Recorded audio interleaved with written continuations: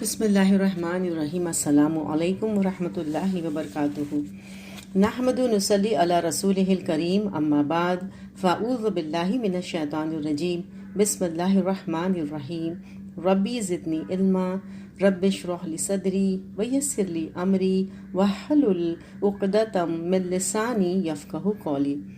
آج ہم دیکھیں گے جامع دعائیں، دنیا و آخرت کی بھلائی کی دعا۔ حضرت انس فرماتے ہیں نبی اکرم صلی اللہ علیہ وسلم کی اکثر دعا یہ ہوتی، یا اللہ ہمیں دنیا میں بھی خیر عطا فرما اور آخرت میں بھی، اور ہمیں آگ کے عذاب سے بچا لے۔ اسے بخاری و مسلم نے روایت کیا ہے۔ حضرت ابو ہریرہ کہتے ہیں کہ رسول اللہ صلی اللہ علیہ وسلم یہ دعا مانگا کرتے تھے، یا اللہ میرے دین کی اصلاح فرما جو میرے انجام کا محافظ ہے، میری دنیا کی اصلاح فرما جس میں میری روزی ہے، میری آخرت کی اصلاح فرما جہاں مجھے مرنے کے بعد پلٹ کر جانا ہے، میری زندگی کو نیکیوں میں اضافے کا باعث بنا اور موت کو ہر برائی سے بچنے کے لیے راحت بنا۔ اسے مسلم نے روایت کیا ہے۔ پھر ہے صحت، عافیت، امانت، اچھا اخلاق اور رضا بالقضاء طلب کرنے کی دعا۔ حضرت عبداللہ بن عمر کہتے ہیں کہ رسول اللہ صلی اللہ علیہ وسلم یہ دعا فرمایا کرتے تھے، یا اللہ میں تجھ سے صحت، پاک دامنی، امانت، اچھے اخلاق اور تقدیر پر راضی رہنے کا سوال کرتا ہوں۔ اسے بہقی نے روایت کیا ہے۔ پھر ہے ہدایت، تقوی، پاک دامنی اور بے نیازی طلب کرنے کی دعا۔ حضرت عبداللہ بن مسعود نبی اکرم صلی اللہ علیہ وسلم سے روایت کرتے ہیں کہ آپ فرمایا کرتے تھے، یا اللہ میں تجھ سے ہدایت، تقوی، پاک دامنی اور بے نیازی کا سوال کرتا ہوں۔ اسے مسلم نے روایت کیا ہے۔ پھر نفاق، ریا، جھوٹ اور خیانت جیسی بری عادات سے بچنے کی دعا۔ حضرت معبد کہتی ہیں کہ میں نے رسول اللہ صلی اللہ علیہ وسلم کو فرماتے ہوئے سنا ہے، یا اللہ میرے دل کو نفاق سے، عمل کو ریا سے، زبان کو جھوٹ سے اور آنکھ کو خیانت سے پاک کر دے، کیونکہ تو آنکھوں کی خیانت اور سینوں کے اندر چھپی باتوں کو جانتا ہے۔ اسی بہقی نے روایت کیا ہے۔ پھر ہے مجلس کے گناہوں کا کفارہ ادا کرنے والی دعائیں۔ حضرت عبداللہ بن عمر کہتے ہیں کم ہی ایسا ہوا کہ نبی اکرم صلی اللہ علیہ وسلم کسی مجلس سے اٹھے ہوں اور صحابہ کرام کے لیے یہ دعا نہ مانگی ہو، یا اللہ تو ہمیں اتنی خشیت عطا فرما جو ہمارے اور ہمارے گناہوں کے درمیان حائل ہو جائے، اور ہمیں اتنی اطاعت نصیب فرما جو ہمیں تیری جنت میں پہنچا دے، اور اتنا یقین عطا فرما جو دنیا کے مصائب سہنے ہمارے لیے آسان بنا دے۔ یا اللہ جب تک تو ہمیں زندہ رکھے ہمیں کانوں، آنکھوں اور دوسری قوتوں سے فائدہ پہنچا، اور ہمیں اس فائدے کا وارث بنا، یعنی عمر بھر ہمارے حواس صحیح سلامت رکھ۔ جو شخص ہم پر ظلم کرے اس سے تو انتقام لے، دشمنوں کے مقابلے میں ہماری مدد فرما، دین کے معاملے میں ہم پر مصیبت نہ ڈال، دنیا کو ہماری زندگی کا سب سے بڑا مقصد نہ بنا، نہ ہی دنیا کو ہمارے علم کی منزل مقصود بنا، اور ایسے شخص کو ہم پر مسلط نہ فرما جو ہم پر رحم نہ کرے۔ اسے ترمذی نے روایت کیا ہے۔ پھر حضرت ابو ہریرہ کہتے ہیں کہ رسول اللہ صلی اللہ علیہ وسلم نے فرمایا جو شخص کسی ایسی مجلس میں بیٹھے جہاں فضول باتیں بہت ہوئی ہوں اور اٹھنے سے پہلے وہ یہ دعا مانگ لے، یا اللہ تو اپنی حمد کے ساتھ ہر خطا سے پاک ہے، میں گواہی دیتا ہوں تیرے سوا کوئی الہ نہیں، میں تجھ سے بخشش طلب کرتا ہوں، تیرے حضور توبہ کرتا ہوں، تو اس مجلس میں کیے گئے اس کے سارے گناہ معاف کر دیے جاتے ہیں۔ اسے ترمذی نے روایت کیا ہے۔ پھر مسائب و آلام میں دین پر ثابت قدم رہنے کی دعا۔ حضرت سلمہ فرماتی ہیں کہ نبی اکرم صلی اللہ علیہ وسلم یہ دعا بکثرت مانگا کرتے تھے، اے دلوں کے پھیرنے والے میرا دل اپنے دین پر جما دے، کیونکہ ہر آدمی کا دل اللہ تعالیٰ کی 2 انگلیوں کے درمیان ہے، جسے چاہے راہ راست پر قائم رکھے، جسے چاہے بھٹکا دے۔ اسے ترمذی نے روایت کیا ہے۔ پھر ہے یہ دعا نبی اکرم صلی اللہ علیہ وسلم نے حضرت عائشہ کو سکھائی۔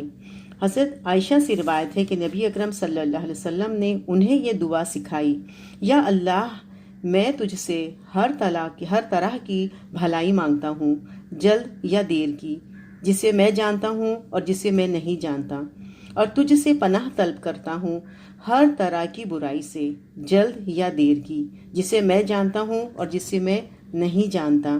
یا اللہ میں تجھ سے ہر وہ بھلائی مانگتا ہوں جو تجھ سے تیرے بندے اور تیرے نبی نے مانگی، اور ہر اس برائی سے تیری پناہ طلب کرتا ہوں جس سے تیرے بندے اور تیرے نبی نے پناہ مانگی۔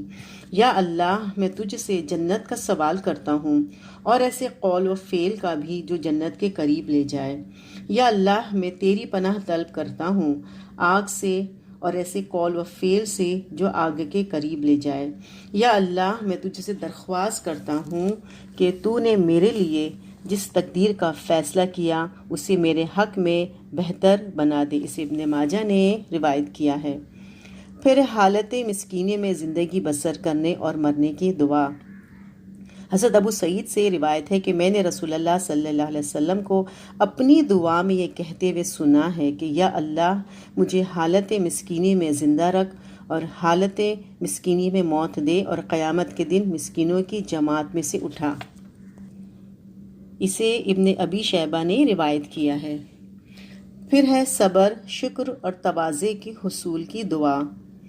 حضرت بریدہ کہتے ہیں کہ رسول اللہ صلی اللہ علیہ وسلم نے یہ دعا مانگی، یا اللہ مجھے شکر کرنے والا اور صبر کرنے والا بنا، اور اپنی نظر میں چھوٹا اور دوسروں کی نظر میں بڑا بنا دے۔ اسے بزار نے روایت کیا ہے۔ پھر ہدایت حاصل کرنے اور سیدھے راہ پر قائم رہنے کی دعا۔ حضرت علی کہتے ہیں کہ رسول اللہ صلی اللہ علیہ وسلم نے مجھے فرمایا کہ یا اللہ مجھے ہدایت عطا فرما اور سیدھا رکھ۔ اسے مسلم نے روایت کیا ہے۔ پھر اگلے پچھلے چھوٹے بڑے تمام گناہوں کی مغفرت کے لیے آپ صلی اللہ علیہ وسلم نے یہ کلمات سکھائے ہیں۔ حضرت ابو موسیٰ اشعری سے روایت ہے کہ نبی اکرم صلی اللہ علیہ وسلم یہ دعا مانگا کرتے تھے، یا اللہ میری خطائیں، میری نادانی اور اپنے معاملات میں تیری زیادتی اور وہ زیادتی جسے صرف آپ جانتے ہیں معاف فرما دے۔ یا اللہ میرے شعوری گناہ، ہنسی مذاق کے گناہ، بھول چوک کے گناہ، قصدن گناہ اور دوسرے جتنے بھی گناہ ہیں سب معاف فرما دے۔ یا اللہ جو میں نے آگے بھیجے، جو پیچھے چھوڑے، جو چھپ کر کیے، جو اعلانیہ کیے، وہ سب گناہ معاف فرما دے، اور وہ بھی جنہیں آپ مجھ سے بہتر جانتے ہیں۔ نیکی میں آگے کرنے والے اور پیچھے کرنے والے آپ ہی ہیں، اور آپ ہر چیز پر قادر ہیں۔ اسے مسلم نے روایت کیا ہے۔ پھر قیامت کے روز آسان حساب کے لیے یہ دعا مانگنی چاہیے۔ حضرت عائشہ کہتی ہے کہ میں نے نبی اکرم صلی اللہ علیہ وسلم کو بعض نمازوں میں اے اللہ مجھ سے آسان حساب لینا۔ میں نے عرض کیا اے اللہ کے نبی آسان حساب سے کیا مراد ہے؟ آپ نے ارشاد فرمایا آسان حساب یہ ہے کہ اللہ تعالیٰ انسان کا نامہ اعمال دیکھے اور اس سے درگزر فرمائے۔ اے عائشہ جس کے نامہ اعمال پر اس روز کیوں اور کیسے کی بات ہوئی وہ ہلاک ہو گیا۔ اسے احمد نے روایت کیا ہے۔ پھر بازار میں داخل ہونے سے پہلے یہ دعا پڑھنے والے کے نامہ اعمال میں 1,00,000 نیکیاں لکھی جاتی ہیں، 1,00,000 گناہ مٹائے جاتے ہیں، اور جنت میں ایک گھر بنایا جاتا ہے۔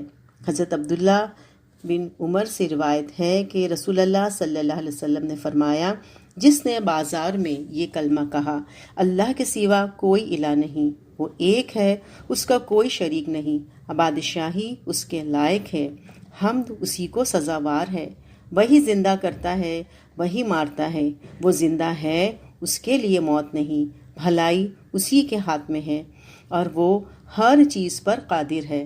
اس آدمی کے نامہ اعمال میں اللہ تعالیٰ 1,00,000 نیکیاں لکھ دیتے ہیں اور 1,00,000 برائیاں مٹا دیتے ہیں، اور اس کے لیے جنت میں ایک گھر بنا دیتے ہیں۔ اسے ترمذی نے روایت کیا ہے۔ وضاحت: دوسری حدیث میں جنت میں ایک گھر بنانے کے بجائے یہ الفاظ ہیں اور اس کے 1,00,000 درجات بلند فرماتے ہیں۔ دونوں حدیثیں ترمذی کی ہیں اور دونوں حسن درجے کی ہیں۔